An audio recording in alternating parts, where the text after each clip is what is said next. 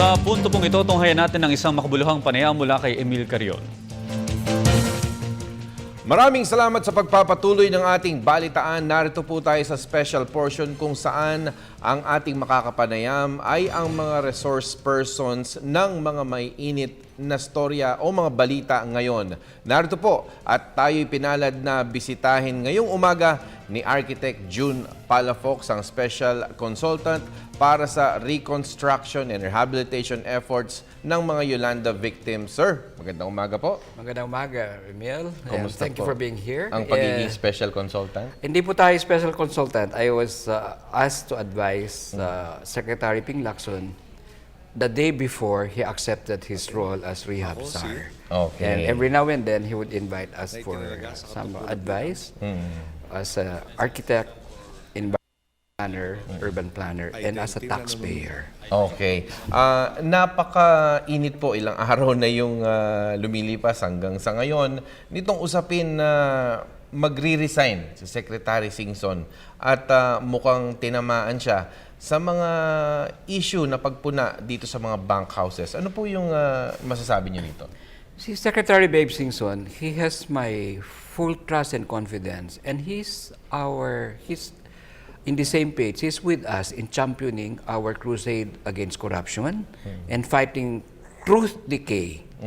And he's in our, just like our volunteerism work for the Yolanda victims. I call it patriotic architecture, patriotic urban planning, and urban planning for humanity.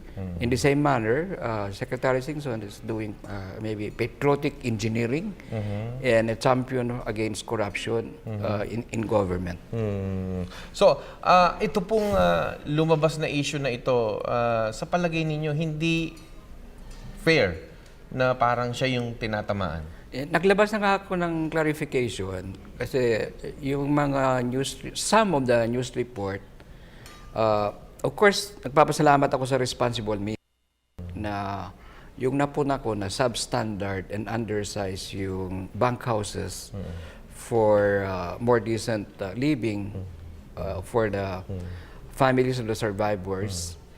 Natanong din ako kung may corruption. And sinabi ko, if it's true that there's corruption, then the victims are doubly victimized. Then we volunteers, donors, and taxpayers might feel frustrated and betrayed. But medyo nawawala yung sinasabi ko. Kasi yun ang tanong, if it is true.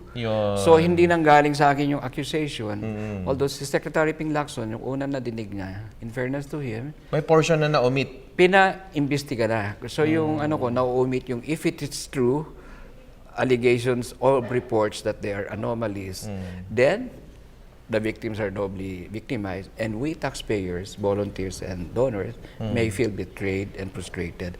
Medyo na-omit yung if it is true kasi tinanong ako sa mga ambush interview or telephone interview.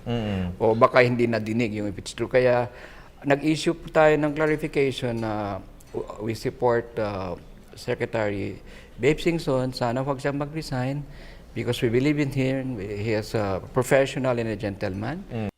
Still integrity, and he supports the president's call for walang corrupt, walang mahirap, at sinimulan niya yung good governance against corruption sa sarili niyang Department of Public Works and Transport, Department of Public Works.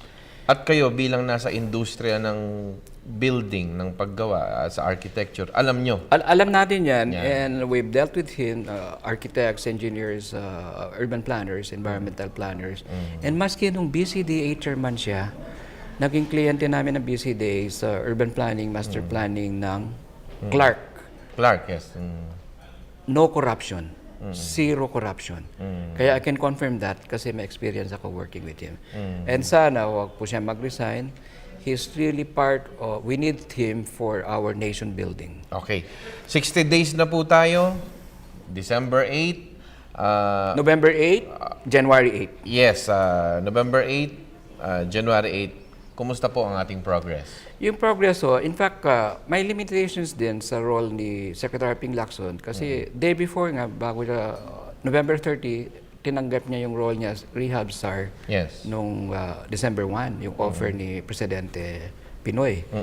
And akala ko noon, maging rehab czar siya. Naging coordinator. And in emergency cases and calamities, the word coordinator and committee masyadong mabagal. Kasi yung budget for, and I think ayaw niya rin humawak ng pera. In fairness to him. So, makikiusap siya sa mga different departments kung ano yung priorities, ano ang pupunduhan. At saka kung ano na nasa funding nila. Kung wala sa funding nila, kaya kinausap niya nung Secretary Ping Lacson, nagkaroon tayo ng Design Charrette and Management Forum sa AIM noong December 30. Public holiday yan, ha? Ang umaten yung Philippine Institute of Environmental Planners, mga planners, United Architects of the Philippines, Philippine Institute of Architects, the engineers, management experts, businessmen. We were expecting 200 people. 430 came to volunteer their help. Even scientists from abroad, dumating po. Tapos nung isang araw, January 7, ano naman, sa Soler, yung pledging session ng big business. Nag-pledge sila to help sponsor an area, priority area, na identify ni Secretary Ping Lacson at saka ni Danny Antonio with some of our help also from Falafox Associates. Pero to clarify, until now, hindi ko tinatawag na pro bono. I call it patriotic. Yes. And maybe architectural activism, architectural philanthropy until now. But of course, we cannot afford to be pro bono forever. Pero ang ibig ko po sabihin na to a certain degree, kasi alam naman natin na itong fighting truth decay ay talagang bagong infusion ito. So, quantum satis, to a certain point naman, meron tayong nakaka-accomplish na talagang itong nilalabanan nating sitwasyon, talagang may na-accomplish naman lalo na dito sa rehabilitation na to.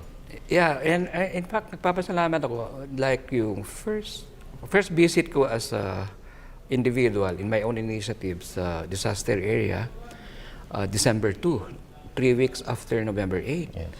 And nakatulong na tayo sa rehabilitation ng ibang devastated areas like nung Indian Ocean tsunami, Sri Lanka and Indonesia, at saka sa big earthquake in Iran and elsewhere in the world. And nung pagdating ko doon, I've never seen so much devastation. Yes. Kaya maski anong government, local or national, it's really very challenging. And agad-agad na-feel ko yung the pain, the suffering, the destruction and death. And on the positive side, nakita ko yung mga locals, especially yung mga children, their resilience. And then their smiles in their faces. And in the first 27 hours nandun ako, I met donors and volunteers from 32 countries in my first 27 hours. And many of them are my own clients from abroad. And I relate with them, especially Chuchi, headquartered in Taiwan. They have been my clients and my friends in other disaster areas. And at that time, they were paying 500 pesos a day to the survivors who are willing to clean the streets and feeding 30,000 people a day. And they hired 40 dump trucks, bulldozers, and backhoe. And from November 13 up to December 17, if I remember. But today, nandun na naman sila because exactly 2 months. And sa dami ng donate, like number 1 donor country is the UK. Na nabit natin yung ambassador, yung UK pala, talagang preparedness. Dumating sila, lumipad yung relief airplane nila from Dubai before dumating yung typhoon ng November 8. Kasi nakita nila yung forecast. Kaya, through CNN. Through CNN and BBC. And siguro, ano nila, we can learn from them also. Kasi naobserbahan din natin, we are not pointing fingers, pero the next disaster, like nakapagbigay na tayo sa gobyerno about 100 recommendations how to address the disaster, the hazards before they become disasters, through urban planning, environmental planning, architecture, engineering, and other sciences like geology, geohazard, and so on. And lessons learned, experience ko rin sa ibang countries sa rehabilitation. Unang-una o sabay-sabay, rescue and recovery, relief, reconstruction and rehabilitation. 5 R yan. And then replan, remake, and rebuild. And mapuna natin sa ating bayan natin, nauuna yung relief, hindi yung rescue and operation.